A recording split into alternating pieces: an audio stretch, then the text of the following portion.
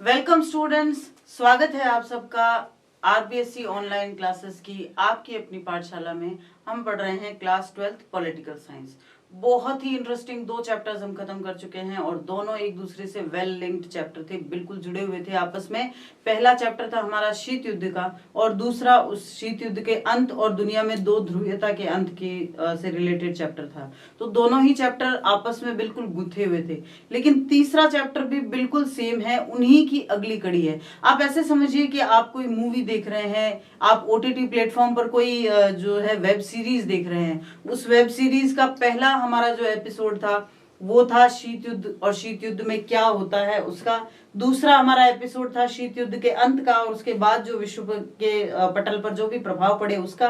और तीसरा हमारा एपिसोड जो हम शुरू करेंगे वो है अमेरिकी वर्चस्व। इस चैप्टर का नाम ही है समकालीन विश्व में अमेरिकी वर्चस्व, hegemony of America in contemporary world. Hegemony या वर्चस्व किसे कहते हैं, वर्चस्व क्या है, क्यों है, कैसे है ये पूरी दुनिया पर, ये सब हम इस चैप्टर में डिस्कस करने वाले हैं। तो आइए शुरू करते हैं ये चैप्टर जो कि बहुत इंटरेस्टिंग होने वाला है। अब इसमें हम पढ़ क्या रहे हैं, इसमें हम पढ़ रहे हैं अमेरिकी वर्चस्व, यानी अमेरिका की दुनिया पर धाक। ठीक है ना। तो अब ये क्यों है, तो इसके लिए हमें थोड़ा सा बैकग्राउंड, थोड़ा सा इसकी पृष्ठभूमि में जाना पड़ेगा। इसकी पृष्ठभूमि जो शुरू होती है वो शुरू होती है शीत युद्ध से। जो कोल्ड वॉर जिसकी हमने पूरी गाथा, पूरी रामायण बांच ली है, उसको कोल्ड वॉर की पृष्ठभूमि इसके लिए इतिहास का काम करती है, इसके लिए पृष्ठभूमि का काम करती है। कोल्ड वॉर जब हुआ तो आपने पढ़ा था कि कोल्ड वॉर में क्या हुआ था, दुनिया में दो ध्रुव बन गए थे, दो ध्रुव बन गए थे, या जिसको हम बाइपोलर कहते हैं, वो बाइपोलर सिस्टम दुनिया में लागू हो गया था। जिसमें से पहला ध्रुव जो था वो था यूएसए का, जिसको हम अमेरिका भी कहते हैं, यूनाइटेड स्टेट ऑफ अमेरिका। और दूसरा ध्रुव बना था यूएसएसआर का, जिसको आप सोवियत संघ भी कह सकते हैं।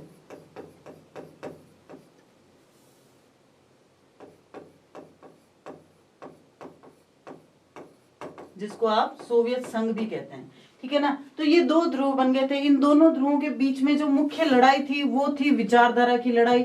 अमेरिका की तरफ से पूंजीवादी विचारधारा को प्रोत्साहित किया जा रहा था और सोवियत संघ की तरफ से साम्यवाद को।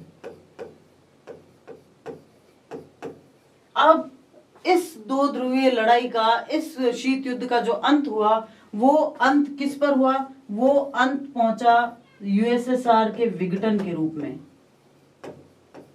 सोवियत संघ का विघटन हो गया, सोवियत संघ 15 देशों में बट गया और ये विघटन किस नतीजे पर पहुंचा, ये विघटन पहुंचा शीत युद्ध के अंत के रूप में। और जब यूएसएसआर का विघटन हो गया, यानी कि जो साम्यवाद है उसका भी विघटन हो गया, उसका भी खात्मा हो गया और पूरी दुनिया में सिर्फ और सिर्फ एक जो है वाद बचा रहा, एक तरह की अर्थव्यवस्था या एक तरह की विचारधारा बची रही थी, वो थी पूंजीवाद, कैपिटलिज्म। तो यहां तक आपको क्लियर हो गया। हमने ये पिछले चैप्टर्स में पूरी घटनाओं के साथ डिस्कस कर लिया है। अगर आपने नहीं देखा है तो आप वो वीडियोस देखिए, क्योंकि जब तक आप वो चीजें समझेंगे नहीं कि क्या थे शीत युद्ध के जो अरीनास थे, उसके दायरे थे वो क्या थे, ऐसी कौन सी घटनाएं हुई कि शीत युद्ध बढ़ा, कैसे उसमें होड़ मची हथियारों की, वो सब जब तक आप पढ़ोगे नहीं ना, तब तक ये चीजें आपके समझ में नहीं आएगी। तो पहले वो समझना और पढ़ना जरूरी है। तो बचा क्या, पूंजीवाद बचा। और पूंजीवाद, अब देखो, जब कोई झगड़ा होता है, जब हम कह सकते हैं कोई युद्ध होता है या कोई बहस होती है, किसी बहस में भी अगर कोई जीत जाता है तो हमेशा उसकी धाक जम जाती है, उसको बेस्ट या उसको बेटर मान लिया जाता है। तो ठीक वही हुआ कि जब साम्यवाद का अंत हो गया, साम्यवाद का खात्मा हो गया और पूंजीवाद बचा रहा, तो पूंजीवाद को बेटर मान लिया गया, अच्छा मान लिया गया, या ऐसा कह सकते हैं कि उच्चतम मान लिया गया। तो जो उच्चतम होगा, जो बेटर होगा, उसकी धाक पूरे विश्व में जमनी ही थी। तो ऐसे में क्या हुआ, अमेरिका की पूरे विश्व में जम गई धाक और इसी धाक की वजह से अमेरिकी वर्चस्व की शुरुआत हुई। अमेरिकी वर्चस्व या जिसको हेगेमनी कह सकते हैं, उसकी शुरुआत हुई। तो ये है अमेरिकी वर्चस्व के शुरू होने या अमेरिका का वर्चस्व क्यों कायम हुआ, इसकी वजह।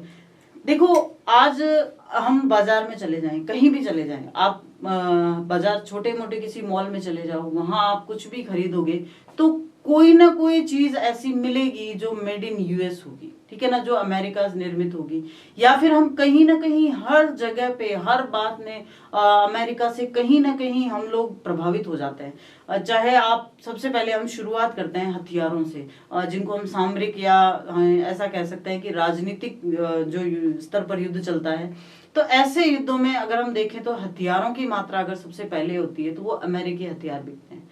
उसके बाद में जब बात आती है आर्थिक की, तो हम हमेशा ये देखते हैं कि अमेरिका की अर्थव्यवस्था उसके साथ सबको कंपेयर किया जाए, या अगर हम अपनी मुद्रा का भी अगर हम कंपैरिजन करते हैं तो सबसे पहले ये कंपैरिजन करते हैं कि भारतीय मुद्रा की यूएस डॉलर में कीमत कितनी है, ठीक है ना, $1 यानी इतना, $1 यानी उतना, $1। तो यानी हम पूरी तरह से मान चुके हैं कि अमेरिका की विश्व में वर्चस्व कायम हो चुका है। फिर हम जाएं सांस्कृतिक रूप से अगर देखें तो सांस्कृतिक रूप से भी अमेरिका की ही वर्चस्व स्थापित है। अगर हम सोचते हैं कि हमारी लाइफस्टाइल कैसी हो, या फिर हम देखते हैं कि हमारे पास कोई गैजेट्स हो, क्या हो, कैसे हो, तो उसके लिए हम हमेशा पिछलग्गू बने रहते हैं कि हम देखें कि वो लोग क्या ट्रेंड फॉलो कर रहे हैं तो हम भी वहीं जाएं। तो बहुत सी ऐसी चीजें हैं जिसमें अमेरिका सिर्फ हमें नहीं पूरे विश्व को प्रभावित कर रहा है। वो अरीनाज अलग अलग हो सकते हैं, वो दायरे अलग अलग हो सकते हैं, लेकिन अमेरिका के प्रभाव में कहीं कोई कमी नहीं आई है। तो यही हम इस चैप्टर में डिस्कस करने वाले हैं। देखो, इस चैप्टर को डिस्कस करने के लिए या अमेरिकी प्रभाव को डिस्कस करने के लिए एक एग्जाम्पल ले लेते हैं। देखो, जब हम वर्चस्व देखते हैं तो वर्चस्व तीन कह सकते हैं कि तीन स्थितियों में कायम होता है। सबसे पहला वर्चस्व जो होता है, सबसे पहला जो कायम होगा वो होगा सामरिक, या जिसको राजनीतिक भी कहा जा सकता है।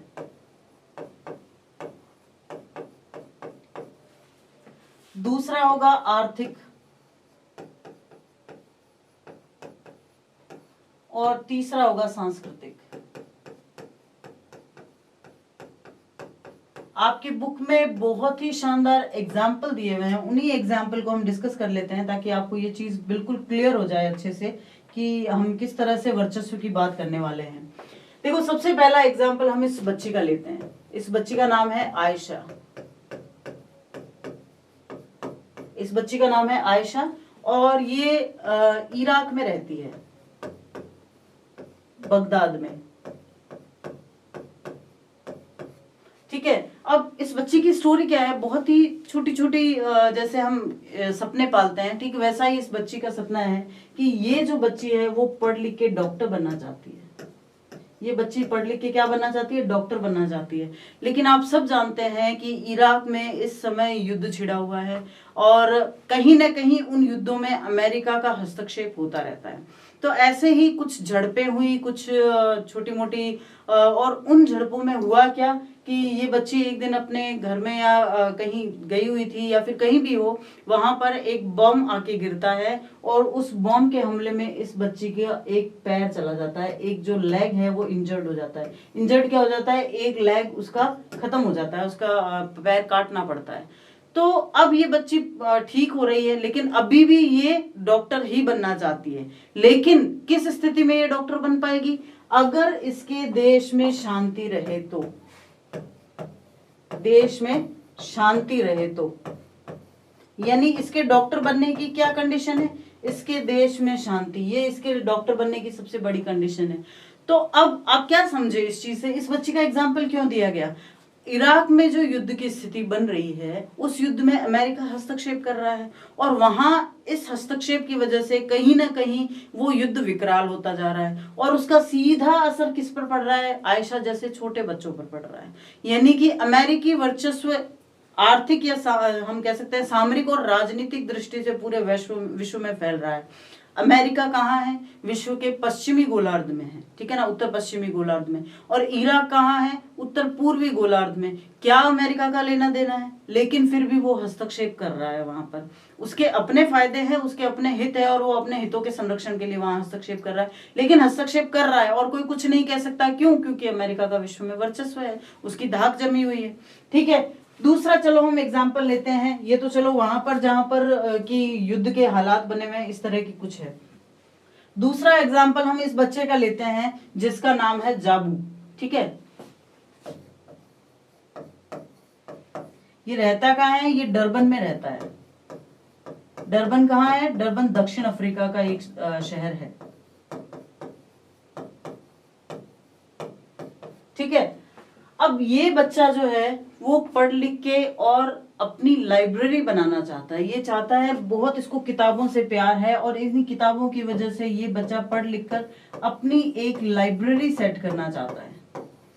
लेकिन इसके पिता नहीं चाहते कि वो ऐसा करे। इसके पिता क्या चाहते हैं कि वो एमबीए करे और उनके बिजनेस में योगदान दे, उनके बिजनेस में हाथ बटाए और उसके बाद में उनके बिजनेस को बढ़ाए, बजाय अपने पसंद का कोई काम करने के उसके पिता फोर्स कर रहे हैं। अब आप कहेंगे कि इसमें क्या अमेरिका का लेना देना? देखो, आर्थिक ताकतें विश्व में सबसे ज्यादा काम करती है। जो हमने शीत युद्ध बढ़ा वो क्यों था? साम्यवाद और पूंजीवाद की लड़ाई। क्या है साम्यवाद और पूंजीवाद? अर्थव्यवस्था के तरीके हैं। तो यानी आर्थिक ताकतें जो है वो विश्व में सबसे ज्यादा काम करती है। तो ऐसे में दक्षिण अफ्रीका, जो अफ्रीकी कंट्रीज खास करके हैं, वहां पर अमेरिकी वर्चस्व आर्थिक रूप से ज्यादा है। हमने पढ़ा कि इराक में अमेरिकी वर्चस्व राजनीतिक और सामरिक रूप से ज्यादा है, लेकिन दक्षिण अफ्रीका और खास करके सारे अफ्रीकी देशों में अमेरिका का वर्चस्व आर्थिक रूप से है। बहुत ज्यादा ऐसी चीजें हैं जो वहां के आर्थिक जो उसकी संरचना है उसको प्रभावित करते हैं। तो ऐसे में जाबू का अपने मन का जो है वो पूरा करना मुश्किल हो रहा है और उसके पिता उसे फोर्स कर रहे हैं कि वो एमबीए करे और उनके व्यवसाय में हाथ बटाए। तो यहाँ वहां अमेरिकी वर्चस्व बेचारी बच्ची को परेशान कर रहा था या प्रभावित कर रहा था। परेशान भी नहीं कहें तो हम कहेंगे प्रभावित कर रहा था। यहाँ दक्षिण अफ्रीका में भी एक बच्चे के मानसिक स्थिति को अमेरिका प्रभावित कर रहा है। एक तीसरा केस और देखते हैं। इस बच्चे का नाम है आंद्रेई।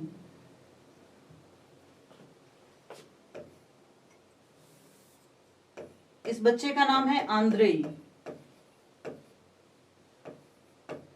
और ये रहता कहाँ है? ये पर्थ में रहता है। पर्थ कहाँ है? पर्थ ऑस्ट्रेलिया में है।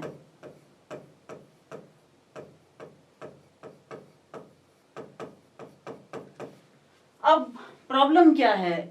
ये हमने देखा इसका सामरिक पक्ष, फिर देखा आर्थिक पक्ष। इसको प्रॉब्लम क्या है? इसके जो माता पिता है आंद्रेई के, वो रूस से आए हुए शरणार्थी हैं। रूस से आए हुए शरणार्थी हैं, मतलब वो रूस में पले बढ़े, लेकिन जब विघटन की घटनाएं हुई और बहुत कुछ ऐसा हुआ कि उनका वहां रहना मुश्किल हो गया, तो वो वहां से आकर ऑस्ट्रेलिया में बस गए। ठीक है। शरणार्थी की बजाय अगर हम इनके माता पिता को प्रवासी कहें तो शायद ज्यादा बेटर होगा। अब इसके साथ क्या प्रॉब्लम है? ऑस्ट्रेलिया तो वेल टू डू कंट्री है, ठीक है, और अगर वो प्रवासी हैं, माइग्रेटेड हैं, तो फिर और भी बढ़िया है क्योंकि वो दूसरे देश में जाके अपना काम कर रहे हैं। तो इस बच्चे के साथ क्या प्रॉब्लम है? इस बच्चे के साथ एक बहुत ही अजीब प्रॉब्लम है कि जब ये ब्लू कलर की जीन्स पहनता है, जब भी ये नीली जीन्स पहनता है, तो इसकी माँ को बहुत गुस्सा आता है। तो इसकी माँ हमेशा उसको डांटती है। तो इसकी माँ बहुत डांटती है इसको। क्यों? क्योंकि उनको गुस्सा आता है जब वो नीली जीन्स पहनता है, तो उनको ऐसा लगता है कि हमारा बच्चा जो है वो अमेरिकी कल्चर में ढल रहा है। यानी कि नीली जीन्स, या जिसको हम जीन्स कह सकते हैं, जो नीले रंग की बनती है या जो प्रॉपर एक विशेष टैग की तरह हम इस्तेमाल कर सकते हैं। तो जब ये बच्चा नीली जीन्स पहनता है तो इसकी माँ को गुस्सा आता है। क्यों? क्योंकि उनको लगता है कि वो अमेरिकी कल्चर की तरफ जा रहा है, जबकि इसके माता पिता जो रूस के प्रवासी हैं, जो हमें पता है कि शुरू से ही उनका 36 का आंकड़ा रहा था। तो ऐसे में अमेरिका का सिर्फ सामरिक और आर्थिक नहीं, सांस्कृतिक प्रभाव भी पड़ रहा है। ठीक है ना। ये एग्जाम्पल इसलिए दिया ताकि आप लोगों को समझ में आए कि किस तरह से हमारी आम जिंदगी, देखो कई बार जब हम ये इस तरह के चैप्टर पढ़ते हैं तो बच्चे क्या करते हैं, सबसे पहले अपना माथा पकड़ते हैं कि हमें क्यों पढ़ा रहे हो आप ये सब, हमें क्या लेना देना इनसे कि अमेरिका क्या कर रहा है क्या।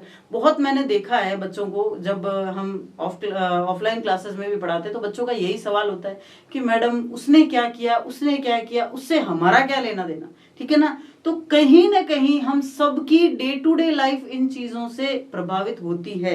आपको ये समझना चाहिए। देखो वो इस तरह से क्वेश्चन पूछने वाले बच्चे तो खैर 8वीं 10वीं तक के होते हैं, जिनको ये समझ में नहीं आता कि ये चीजें कितनी इंपॉर्टेंट है।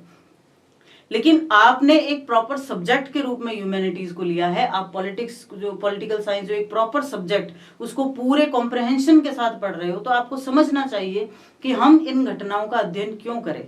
क्यों? क्योंकि इनका प्रभाव कहीं ना कहीं हमारे डे टू डे लाइफ पर पड़ता है। कैसे पड़ता है? देखो, बिल्कुल एक टॉपिक लिया हमने, समकालीन विश्व में अमेरिका का वर्चस्व। तो वर्चस्व का मतलब ये नहीं है कि पूरे देशों की सरकारें अमेरिका की जय जयकार करें। वर्चस्व का मतलब ये नहीं है। वर्चस्व का मतलब है कि किस तरह हर एक छोटी छोटी जिंदगी भी उससे प्रभावित हो रही है।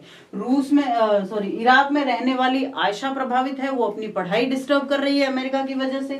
डरबन में रहने वाला जाबू प्रभावित है, वो अपना मनपसंद सब्जेक्ट नहीं पढ़ पा रहा है अमेरिका की वजह से।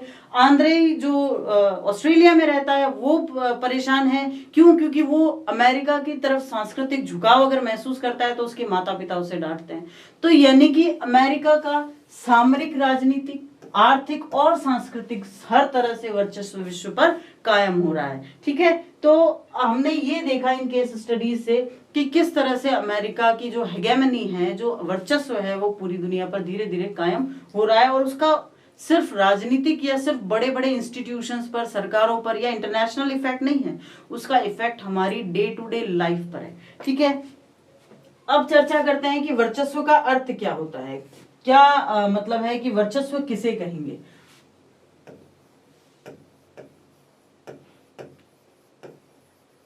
वर्चस्व, या जिसको इंग्लिश में हेगेमोनी भी कहते हैं, वर्चस्व का अगर हम एक शब्द में कहें तो इसका मतलब होता है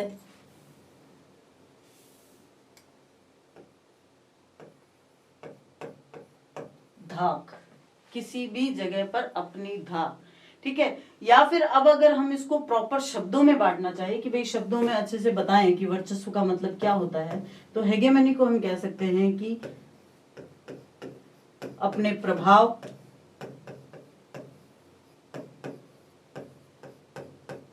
या अन्य किसी माध्यम से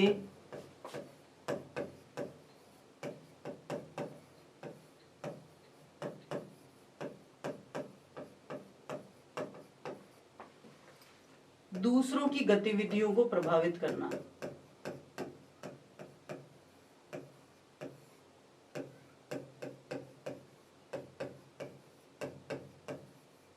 दूसरों की गतिविधियों को प्रभावित करना।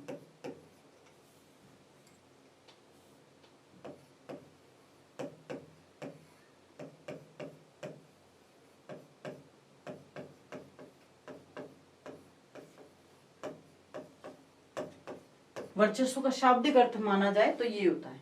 तो अब हम पढ़ क्या रहे हैं, समकालीन विश्व में अमेरिकी वर्चस्व। तो वर्चस्व कैसे पढ़ा, किस किस तरह से पढ़ रहा है, ये भी हमने अभी डिस्कस कर लिया है कि किस किस क्षेत्र में अमेरिकी वर्चस्व पढ़ा है। तो ये जो अमेरिकी वर्चस्व पढ़ा है, पहला पढ़ा सामरिक क्षेत्र में।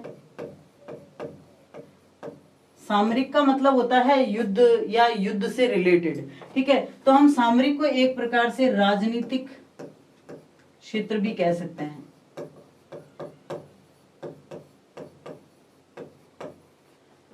दूसरा अमेरिका का वर्चस्व पड़ा है आर्थिक क्षेत्र में। किस तरह से अमेरिका की अर्थव्यवस्था पूरे विश्व की अर्थव्यवस्थाओं को कहीं ना कहीं प्रभावित करती है। तो दूसरा प्रभाव आर्थिक क्षेत्र में पड़ा है, और तीसरा प्रभाव पड़ा है सांस्कृतिक क्षेत्र में। और अगर हम देखें ध्यान से तो ये तीनों क्षेत्र मिलकर कहीं ना कहीं हमारे पूरे जीवन के क्राइटेरिया को डिसाइड कर देते हैं। पूरे जीवन जो है हमारी इन तीन चीजों के आसपास ही तो घूमता है। तो अगर ये इन तीनों चीजों को प्रभावित कर रहा है, इसका मतलब वो पूरे विश्व में हर चीज को प्रभावित कर रहा है। आप इसको ऐसे समझ सकते हैं कि विश्व के जो बड़े बड़े इंस्टीट्यूशंस है, वो जो बड़ी बड़ी संस्थाएं हैं विश्व की, उनमें कहीं ना कहीं अमेरिकी वर्चस्व आपको देखने को मिलेगा। चाहे वो यूएनओ हो, यूनाइटेड नेशंस ऑर्गेनाइजेशन, वहां पर सबसे ज्यादा फंड अमेरिका की तरफ से दिया जाता है। चाहे वो वर्ल्ड बैंक हो,